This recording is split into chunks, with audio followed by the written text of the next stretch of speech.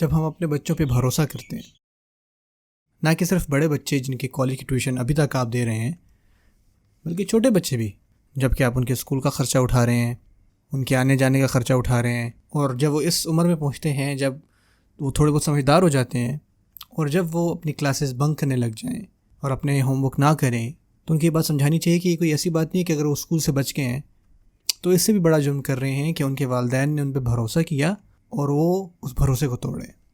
یہ کوئی عام بات نہیں ہے۔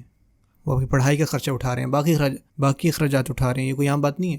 اور یا جب آپ سے بچہ پوچھے کہ کیا مجھے فون مل سکتا ہے، اور یقین کریں آج کے دور میں یہ نیوکلیر ڈیوائس مانگ جتنا ہے، لیکن ہم نہیں، ہم کہتے ہیں ہاں یہ لو 5G ہے اس میں، ٹھیک ہے، اور کوئی شک نہیں ہے کہ تم بالکل اس کا حلال استعمال کرو گے، کوئی مسئلہ نہیں، کیونکہ ہم مسلمان خاندان سے ہیں اور ہمارا آخری نام احمد اور اس طرح کے نام ہے، اور اسی وجہ سے ہم تو کوئی بھی غلط، ہمارے بچے کوئی کچھ بھی غلط نہیں کر سکتے۔ آپ جاؤ بیٹا عیش کرو، آپ دوسرے بچوں کی طرح تو نہیں ہو، اور ہم وہ بچوں کو دے دیتے ہیں اور ان کو سمجھاتے بھی نہیں کہ اگر آپ کوئی چیز لیں تو آپ کو اس کا حق ادا کرنا ہے۔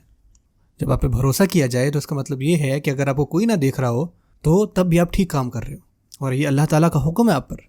ان اللہ یأمرکم ان تؤدوا الامانات الی اہلها۔ میں نے آپ سے ٹریفک کی بات کی، میں نے آپ کے ملازم کی بات کی، میں نے اسکول کے بچوں کی بات کی، اور بڑے بچوں کی جو کالج میں ہیں اور ان کے والدین ان کی فیسز دے رہے ہیں، لیکن وہ جو ہے کلاسز مس کر رہے ہیں اپنی۔ آپ اس بھروسے کو توڑ رہے ہیں جو کہ اللہ کی طرف سے تھا۔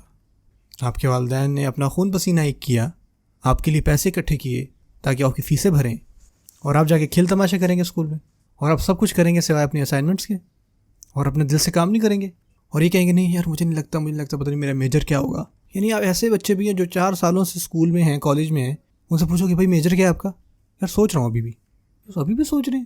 یہ اس امانت کی وائلیشن ہے جو احسان اللہ تعالیٰ نے آپ پر کیا تھا، اور یہ بالکل بھی ٹھیک بات نہیں ہے، اور یہ اس سے بھی دور بات جاتی ہے، ٹھیک ہے نا۔ ہم سوچتے نہیں، اللہ تعالیٰ جو ہے، اللہ تعالیٰ خود جو ہے وہ آپ کو حکم دے رہے ہیں کہ یہ آپ کی امانتیں ہیں، اس پہ پورے اترو، کہ جن لوگوں نے آپ پہ بھروسہ کیا ہے ان پہ پورا اترو۔ یعنی آسان لفظوں میں کہ اگر آپ پہ کوئی بھروسہ کرے تو اس کا بھروسہ رکھیں۔ اس کا مطلب یہ نہیں کہ اگر انہوں نے آپ کو دیکھا نہیں اور وہ وہاں پہ نہیں تھے تو تب یہ نہ سوچیں کہ یار ان کو تو پتہ ہی نہیں چل رہا، کوئی مسئلہ نہیں۔ اور یہ ایگزیکٹلی وہی بھروسہ ہے جو ایک خاندان کے ریلیشن میں آتا ہے۔ یہ سیم بھروسہ ہے جو ایک میاں اور بیوی میں ہوتا ہے۔ ہر چیز جو ہے وہ بتائی نہیں جاتی۔ یہ خاوند جانتا ہے کہ میری بیوی کو یہ چیزیں نہیں پسند، لیکن یار وہ بھی یہاں پہ نہیں ہے تو ٹھیک ہے، لیکن وہ آپ پہ بھروسہ کرتی ہے، آپ کو نہیں کرنا چاہیے۔ اور یہی چیز بیوی کے ساتھ بھی ہے۔ بیوی جانتی ہے کہ اس کے خاوند کو یہ چیزیں پسند نہیں آئیں گی، اگر اس کو پتہ لگ گیا تو اس بات پہ خوش نہیں ہوگا، لیکن کوئی بات نہیں، وہ تو ابھی یہاں نہیں ہے نا، کس نے تصویر نہیں کھینچی، کس نے ریکارڈ نہیں کیا، کوئی ایشو نہیں ہے، لیکن اللہ ریکارڈ کر رہا ہے۔ ان اللہ یأمرکم ان تؤدوا الامانات الی اہلها۔ یہ حکم اللہ تعالیٰ کی طرف سے، یہ صرف ایک رشتے کی وائلیشن نہیں ہے، یہ اللہ تعالیٰ کے حکم کی وائلیشن ہے۔ اور ہمیں زندگی کو ہی ایسا سمجھنا ہے کہ ہر وہ بھروسہ جو ہم پہ کیا جاتا ہے اور ہم اس کو پورا نہیں کرتے تو عام بات نہیں ہے۔ پتہ عربی میں کہتے ہیں کہ اذا قلت فی شیء نعم فاتممه فان نعم دین، کہ اگر آپ کسی چیز کو ہاں کہیں گے تو اس کو بہتر کرو، اگر آپ نے اگری کیا تو اس کو پورا کرو۔ فان نعم دین علی حر واجب، ایک ڈیسنٹ آدمی کے لیے اگر آپ نے ہاں کہہ دیا تو آپ پر وہ فرض ہو گیا۔